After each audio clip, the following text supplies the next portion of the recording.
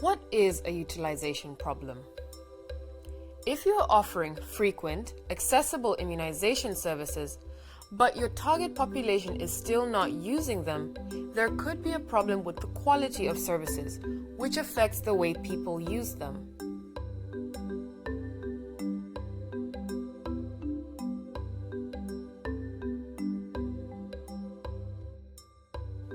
How can you identify a utilization problem? Most people look at the dropout rate between 2 doses of vaccine to identify utilization problems. For example, they may look at the dropout rate between pentavalent 1 and pentavalent 3, or the dropout rate between pentavalent 1 and measles. If the vaccine dropout rate is higher than 10%, you may have a utilization problem. Once you have identified high dropout rates within a community, health facility, or district, dig deeper to determine the reason why. In this video, we will consider some of the most common reasons for high dropout rates and their possible solutions. One of the most common reasons for high dropout rates is that immunization services may not be pleasant to use. Immunization services should be pleasant to use. Are health workers showing caregivers respect, communicating well, demonstrating a good attitude, and providing needed information to caregivers, such as when to return for the next dose? If the experience is unpleasant, or if caregivers are not told when to come back, they may not come back for future sessions. Observe and investigate to learn more. It is possible that dropout rates are related to the poor scheduling of outreach sessions. Examine more closely. Are the sessions at a convenient time and location for the community? Is the community aware of the sessions?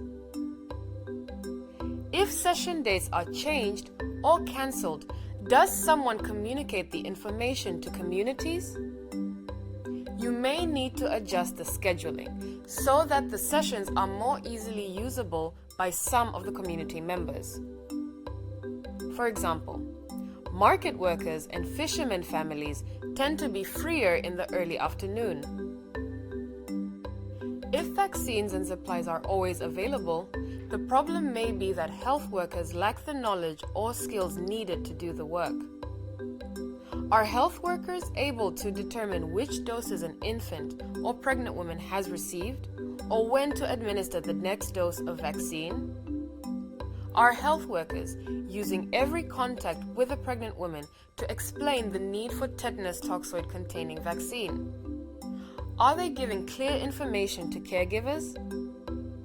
Train staff to communicate more clearly so that caregivers understand which vaccinations are due, when they are due, and why additional doses are needed. Yet another common reason for high dropout rates is that health workers miss the opportunity to immunize infants when they come to the health facility for other reasons. For example, imagine a caregiver brings an infant to the clinic for a checkup or to have the baby weighed. This is a great opportunity to deliver a vaccine if one is due, but sometimes this does not happen.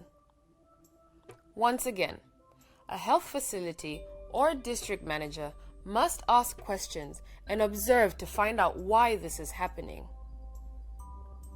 It is possible that the health facility is experiencing stockouts of vaccines or other supplies and must tell the mother to return another time. If this is the case, the solution begins with examining stock ledgers to determine why and when stockouts are occurring. Overcoming these barriers to utilization will allow you to reach people who have not received all their vaccine doses and help you reach your immunization goals.